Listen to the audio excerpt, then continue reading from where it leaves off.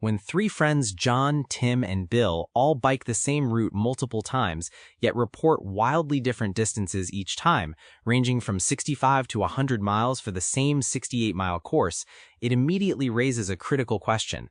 How can we possibly trust the data? This scenario highlights the core challenges in behavioral measurement, particularly in applied behavior analysis, where the legitimacy of data guides everything from intervention design to evaluating change.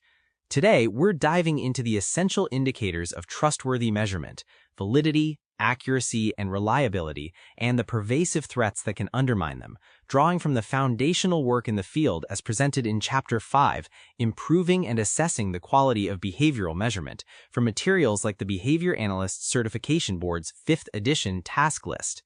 Daniel, this anecdotal start really sets the stage for why we need robust measurement. Can you elaborate on what makes measurement truly trustworthy? Absolutely, Oliver. That bicycle anecdote perfectly illustrates the three pillars of trustworthy measurement. To contribute to a scientific account of events, measurement must be valid, accurate, and reliable. Let's consider each individually. Validity ensures that the data you collect are directly relevant to the phenomenon you're trying to measure and the reason you're measuring it. For instance, John and Tim's bike computers directly measured miles, which was their interest. Bill, however, used the soreness of his backside as a proxy. While soreness might relate to distance, it's influenced by many other factors, making it an indirect and thus less valid measure of mileage. So, validity is about measuring the right thing in the right way. But what about accuracy? In the story, John and Tim had consistent readings, but a friend, Lee, later drove the route with a GPS-calibrated odometer and found the true distance was 58 miles, not the 68 or 67.5 reported. Their measurements were consistent, but not accurate. Why is that distinction so crucial? That's an excellent point, Oliver, and it highlights why accuracy is paramount. Accuracy refers to the extent to which the observed value, the number you get from your measurement, matches the true value of the event. In your example, John and Tim's computers were consistently overestimating the distance. This points to a measurement bias, a non-random error where the error is likely to be in one direction. True accuracy requires special observation and recording procedures that minimize error to an uncommon degree, often involving a comparison to a known standard or true value. If your measurement isn't accurate, even consistent data can be misleading. This brings us to reliability. John's computer consistently reported 68 miles. Tim's varied from 67.5 to 70 to 65 miles. Bill's was all over the map, 80, 90, 100. John's was reliable but inaccurate. Tim's was less reliable and Bill's hardly at all. If accuracy trumps reliability, as the text states, why should we even care about reliability? You're getting at the heart of it. Reliability refers to the consistency of measurement, the extent to which repeated measurements of the same event yield the same value. While high reliability doesn't guarantee accuracy, poor reliability definitely signals accuracy problems. If Tim's and Bill's measurements weren't consistent, we know immediately that at least some of their data couldn't be accurate. Reliable measurement means that whatever degree of accuracy or inaccuracy exists will be revealed consistently. If John's computer reliably overestimates by a constant amount, we can potentially adjust for that, but only because it's reliable. Poor reliability, however, means the data are inherently suspect. So we need valid measures to ensure we're targeting the right behavior, accurate measures to ensure our data reflect reality, and reliable measures to ensure consistency. But even with these in mind, there are significant threats. The text outlines indirect measurement as a major threat to validity. Can you explain why measuring a proxy for a behavior can be so problematic? Indirect measurement is problematic because it requires an inference about the relationship between what you measured and the actual behavior of interest. For example, using a student's questionnaire responses about peer socialization or their score on a math achievement test to infer mastery provides secondhand information. You're not directly observing the behavior. As Abraham Lincoln famously quipped, quote, "You cannot make a tail into a leg by calling it one," end quote. Similarly, you can't make an indirect measure valid simply by calling it what you want to measure. It's the researcher's responsibility to provide evidence that the proxy reliably reflects the actual behavior. That makes sense. It seems like a common mistake would be measuring the wrong dimension of a behavior, even if it's direct. like using a ruler to measure the temperature of water. What are some other artifacts that can compromise validity?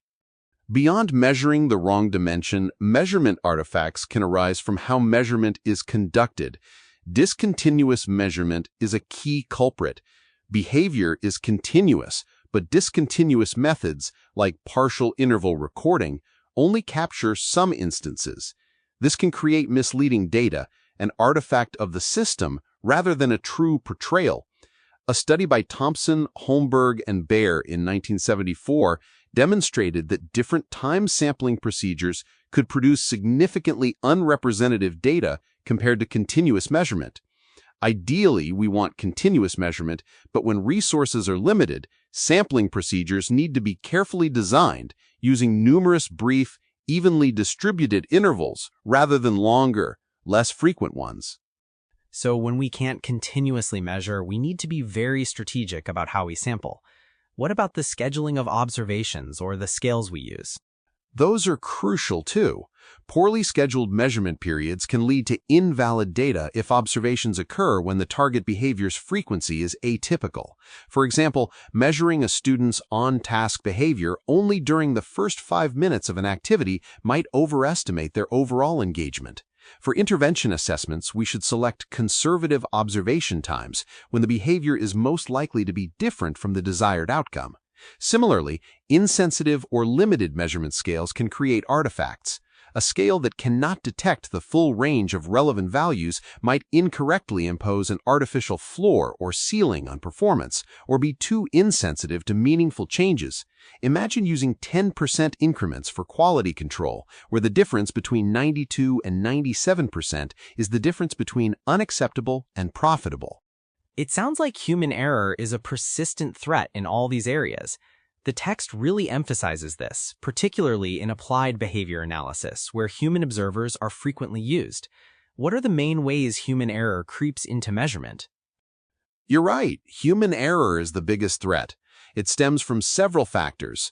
First, poorly designed measurement systems that are cumbersome or difficult to use lead to observer fatigue and missed data. Simplifying the system, such as reducing the number of individuals or behaviors observed or shortening observation sessions, can help. Second, inadequate observer training is a huge issue. Observers need systematic training to discriminate behaviors, use notation systems, and correct errors. This involves interviews, pre-tests, extensive practice with feedback, and reaching a predetermined criterion for accuracy before data collection begins in real settings. And even after initial training, observers aren't static. The text mentions observer drift. What is that, and how do we prevent it? Observer drift is when observers, often unknowingly, alter the way they apply a measurement system over time.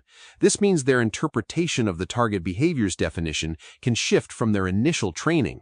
For example, behaviors recorded as non-compliance in week 1 might be scored as compliance in week 5. To combat this, regular booster training sessions and consistent feedback on accuracy and reliability are essential. These ongoing check-ins help realign their observations with the original criteria. Beyond drift, how do observer expectations or their awareness of being evaluated impact the data? These are significant sources of measurement bias and reactivity. Observer expectations, such as predicting a certain outcome from an intervention, can subtly influence their recording, leading to measurement bias. The best defense here is using naive observers, those unaware of the study's purpose or experimental conditions. Observer reactivity, on the other hand, is when an observer's awareness of being evaluated affects the data they report. Knowing someone else is watching or will review their recordings can lead to altered data. Minimizing this involves unobtrusive monitoring, separating observers, or using video recordings for later review by a secondary observer to ensure their independence. Given all these threats, how do we actually go about assessing the accuracy and reliability of the data we collect? Where do we start? The primary goal of assessment is to get quantitative evidence to improve measurement and judge trustworthiness. When possible, you should always prioritize assessing accuracy. If you can confirm that all data points meet an acceptable accuracy criterion, then questions of reliability and inter-observer agreement become moot. Why would you need to check consistency if you already know every single data point is correct? However, establishing true values for many behaviors can be challenging because the process must be independent of the original measurement and take extraordinary steps to avoid error. The Mudford et al. 2011 study, for instance, used scripted videos where true values were known and resolved discrepancies down to a 1-second tolerance. So if true values aren't available, what's the next best option for assessing quality? If true values are unavailable, reliability assessment is the next best indicator. This involves having the same observer remeasure an archived set of data, like video recordings or permanent products. If they consistently produce the same values, the measurement is reliable. While reliability doesn't guarantee accuracy, poor reliability definitely indicates a problem. And if neither true values nor archived products are available, we turn to Inter-Observer Agreement, or IOA, as our most common indicator in applied behavior analysis. Inter-Observer Agreement, or IOA, is crucial then. What are the main benefits of using it, and what are the prerequisites for it to be considered valid? IOA serves four main purposes. It helps determine the competence of new observers, detects observer drift over time, increases confidence in the clarity of behavior definitions and measurement systems, and assures that data variability isn't due to different observers. For IOA to be valid, two or more observers must use the same observation code and measurement system, observe the exact same participants and events simultaneously, and crucially, observe and record independently without any influence from each other.